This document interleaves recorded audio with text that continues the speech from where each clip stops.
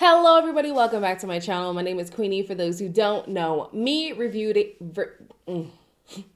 The Traitors US Season 2 Episode 4. Before I get into it, please make sure to like this video, subscribe and hit the bell, and leave a comment down below. We come to find out that the poison chalice was given to Ekin-Su.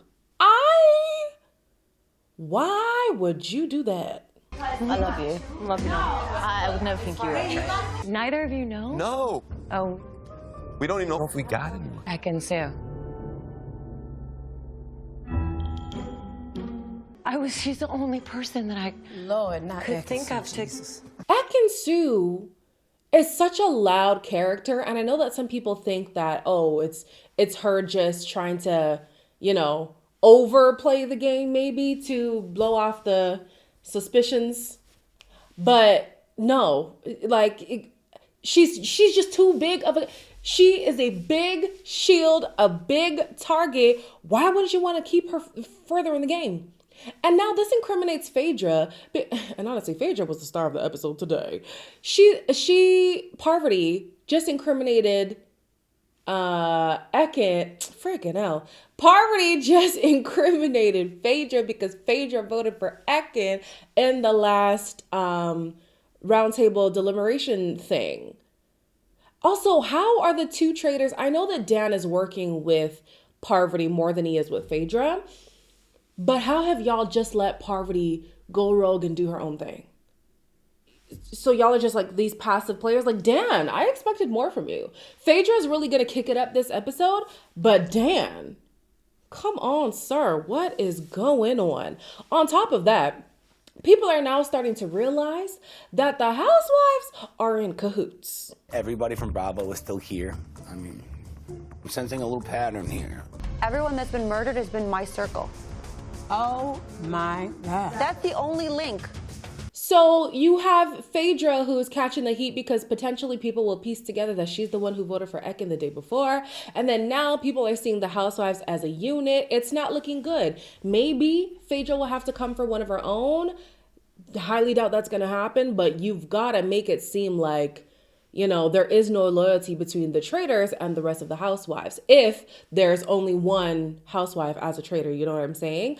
Larsa is also starting to piece together that everybody who's been leaving has been tied to her in some form or fashion. So she's like, if MJ's next, obviously I'm out of here real soon.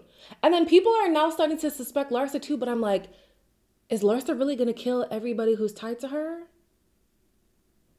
I guess it would be a great diversion, but I just don't see that happening. So we actually don't know how this poison chalice is going to affect the person who's supposed to die. So while everybody's walking into breakfast, Ekin-Su was among the people. And even I was like, now hold on now. When did she die? Oh my God, what is Ekin-Su doing walking into breakfast right now? Ekin-Su is the second coming of Jesus Christ. Oh, Lord Jesus. By the end of today's mission, they will be dead. Something happened in front of all of us yesterday that no one noticed. I'm kind of glad that it's this delayed death because people can start to retrace their steps to see, okay, what happened last night or what's happening this morning that looks very suspicious. And even the person themselves who was supposed to die, seeing suspicious things happen can, expose the traitors. I mean, Ekin didn't piece nothing with nothing, child. But, it would have been a great twist if she would have clocked that, oh, yesterday somebody actually gave me a cup. Could they be the traitor? Ironically enough, Ekin-Su was actually getting a lot of the suspicion put on her because she's just such a loud personality. And the thought process going around in the house is that maybe strong people have been targeted because a strong person is a traitor and they don't want to have other strong people potentially call them out. She was like, we need to get the traitors. It's fake. Yeah, it's Ekin's a Black Widow spider, you guys. She always seems so giddy and excited. Ekin-Su sucks. People are saying she's just too boisterous. She's too out there. She's definitely overplaying her game to maybe throw off the scent. The gag is, this is Ekin-Su. This is Ekin-Su. If you watched Love Island, she lives for the theatrics. lives for it. If anybody on the show, if anybody on the Traitors would have watched Love Island and saw Ekin-Su be quiet, that would be the first clue for me to realize, oh, she's a traitor. She's out of here. But her actually being this outgoing, this vocal, that's just true to nature. Now, to save his own ass, Dan wants to partner up with Parvati solely so that they can turn, bad move, so that they can turn on Phaedra. It's a little scary to trust a Black Widow and Parvati, but I think that's my choice. I don't want to be the first to shoot, but like we gotta give them some blood. What I'm working on is a great plan to use Parvati to take a shot at Phaedra when the time presents itself. I'm thinking to myself, is Phaedra not a shield for you right now, Dan? Because suspicion is going on the housewives. It very well could be tied to Phaedra if people start to think, critically. You want to have her in front of you. Why are you going to eliminate the person who is a barrier between you being found out? And honestly, that's Big Brother 101. I'm so disappointed in Dan's gameplay. I know it's different to watch it than to be there. I understand. But you would have thought he would have had more of his wits about him in this game. And I'm just like, what happened to Big Brother Dan? This is not the Dan that I know. So at the mission, it is a funeral. It's so morbid, you guys. I'm glad that death doesn't trigger me, but this would have made me feel very uncomfortable. Essentially, they have to figure out the clues to who is potentially about to die. If they solve the mystery, they get 20K. If they don't get the 20K. All right, so on to the questions. The first one refers to the safe players being born in the same year. So that's Larsa, Sandra, Kevin, and Dan. The next question was, who was Johnny Bananas closely tied to? That's CT and Trishelle. And then the last clue was who was wearing red in the mission prior. So that was Bergie, Phaedra, John, and Sheree, which means the last three people are MJ, Parvati, and Ekin-Su, in the most morbid way possible. Everybody has to vote for who they think is the person who's going to die. And the people who are the final three have to get into a coffin. I'm not even scared of coffins like that, but I promise you, I would not get in there. You know when people say, like, I wish I could be at my own funeral? That's what this moment is right now. All the roses are landing on MJ, and I'm feeling like, oh, there's a possibility that I'm actually safe. It was a unanimous vote for MJ. Obviously, they were wrong. The person who was killed was Ekin-Su. It was a shock to a lot of people because they just thought, she's definitely overplaying the game. That's just who she is, y'all. That is just who she is. So now they're looking at MJ saying, well, could she be the traitor? And they're also looking at Larsa because, this whole suspicion of big characters, and they just got out Ekin-Su. It wasn't Ekin-Su.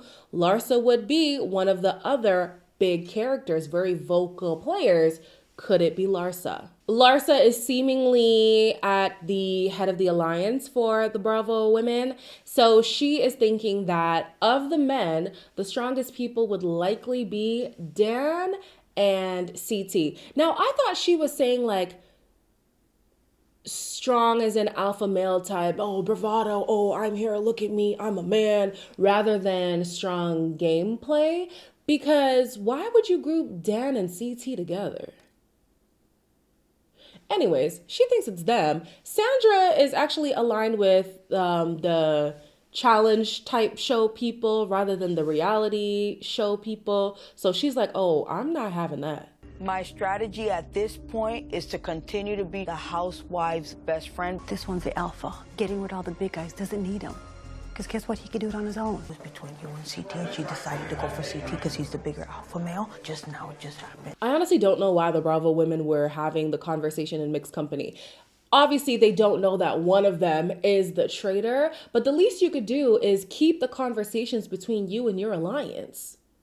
There are other people in this room who are not aligned with you. Don't give them the play-by-play of who you think. Like, come on. And honestly, I think even with Larsa, find your one person.